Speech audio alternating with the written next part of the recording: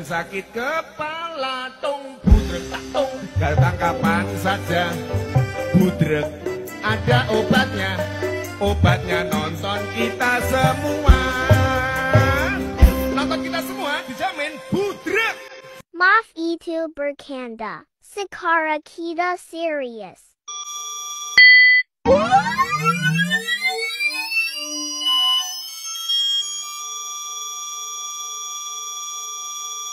2,000 years later.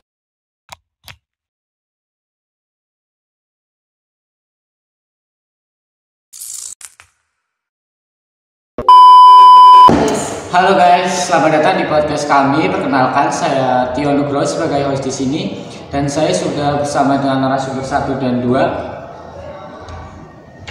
Halo guys, nama saya Lina Sundari dan saya Anna Donima. Di sini kita sebagai narasumber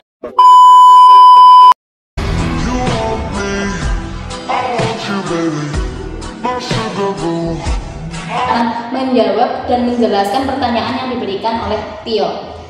Baiklah, di podcast kali ini kita akan membahas tentang latar belakang Muhammad Hatta dan perannya juga di organisasi pergerakan di Belanda. Ngomong tentang Muhammad Hatta, apa sih yang kalian tahu tentang Muhammad Hatta? Baiklah, saya akan menjawab pertanyaan tersebut. Dr. Hannes Muhammad Hatta adalah seorang tokoh perjuangan proklamasi kemerdekaan, pahlawan nasional, negarawan dan ekonom Indonesia. Beliau juga pernah menjabat sebagai wakil presiden pertama Indonesia. Beliau lahir pada tanggal 12 Agustus 1902 di Bukit Tinggi. Nama ayah beliau yaitu Muhammad Jamil dan ibunya bernama Siti Saleha. Beliau juga memiliki seorang kakek yang bernama Abdurrahman Batu Hampar. Beliau menikah dengan Rahmi Hatta dan memiliki 3 orang anak yang bernama Halidah Hatta, Meluti Hatta, dan Gemala Hatta. Dan beliau juga memiliki cucu 3 yang bernama Gustina Fardani Jusuf, Tan Sri Yusuf Zulfikar, Sri Juwita Hanum Swasono. Beliau meninggal pada tanggal 14 Maret 1980 di Rumah Sakit Dr. Cipto Mangunkusumo. Yang saya tahu nih, Muhammad Hatta kan dikenal sebagai orang yang sangat religius ya. Kenapa demikian? Karena ayah beliau merupakan keturunan ulama tarekat di Batu Hampar dekat Payakumbuh, Sumatera Barat. Dan kakek beliau juga merupakan seorang ulama dan pernah mendirikan surau Batu Hampar di Batu Hampar. Dan sedikit surau yang ia bangun bisa bertahan sampai sekarang pasca perang Padri. Wah, keren juga ya. Beliau kan salah satu tokoh proklamasi dan orang yang sangat religius. Saya jadi pengen tahu deh pendidikan beliau selaku tokoh penting dalam negara ini. Muhammad Hatta mengenyam pendidikan pertama kali di Sekolah Dasar Melayu Fort de Depok, namun kemudian pindah ke ILS dan melanjutkan ke Mulo di Padang. Baru kemudian pada tahun 1919 beliau pergi ke Batavia untuk studi di HBS. Saat masih di sekolah menengah di Padang, Muhammad Hatta telah aktif di organisasi seperti Jong Sumatera Bon, cabang Padang dan posisi sebagai bendahara. Beliau juga aktif di Jong Sumatera Bon Pusat sebagai bendahara.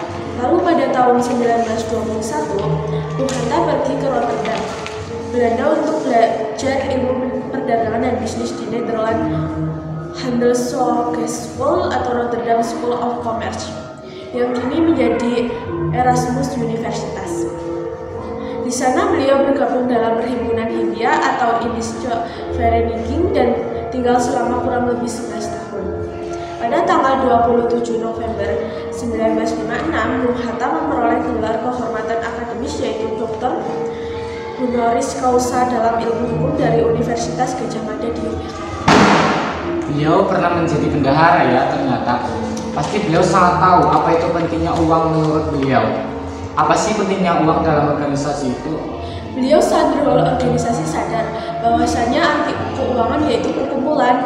Jadi menurut beliau anggota organisasi harus mempunyai rasa tanggung jawab dan disiplin. Rasa tanggung jawab dan disiplin itu yang menjadi ciri khas sifat-sifat dari Muhammad Hatta.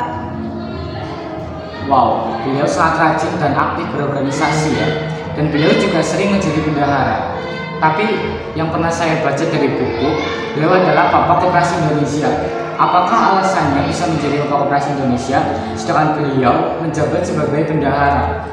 Beliau menjadi Bapak Koperasi Indonesia karena kiprah dan semangatnya menyebarkan virus berkoperasi. Beliau juga sering mengisi berbagai seminar, menulis berbagai buku dan artikel ilmiah tentang koperasi. Dari alasan itu kemudian beliau disebut sebagai Bapak Koperasi Indonesia. Beliau orang yang sangat hebat ya. Ngomong-ngomong tentang organisasi, apakah beliau juga suka dengan politik dan pernah mengikuti organisasi saat studi di Belanda? Ya, beliau ini sangat suka politik, malahan sejak dini. Selama bersekolah di Universitas Erasmus Rotterdam, beliau masuk organisasi sosial Indiscoveriniting yang kemudian menjadi organisasi politik dengan adanya Ki Hajar Dewantara, Cipto Mangunkusumo, dan Louis Steger. Pada tahun 1924, organisasi ini berubah nama menjadi Indiscoveriniting atau Perhimpunan Indonesia. Pada 17 Januari 1926, ia juga terpilih menjadi pimpinan Perhimpunan Indonesia. Sebagai akibatnya, ia terlambat menyelesaikan studi. Setahu saya, di bawah kepemimpinan beliau, Perhimpunan Indonesia mendapat banyak perubahan. Jadi bagaimana peran Muhammad Hatta dalam organisasi itu? Peranan Muhammad Hatta dalam Perhimpunan Indonesia dengan menjadi ketua perhimpunan. Karena beliau, PI juga menjadi organisasi politik yang semakin disegani. Muhammad Hatta mempropagandakan keinginan Indonesia untuk merdeka pada dunia luar. Di bawah pimpinan Hatta, PI berkembang dengan pesat dan merangsang para mahasiswa yang ada di Belanda untuk terus memikirkan kemerdekaan tanah airnya. Dalam organisasi, PI melakukan propaganda aktif di luar Belanda dengan beliau sendiri. Muhammad Hatta yang memimpin delegasi setiap kongres, apakah benar faktanya? Ya, jadi beliau sendiri yang memimpin delegasi bahkan hampir setiap kongres internasional di Eropa.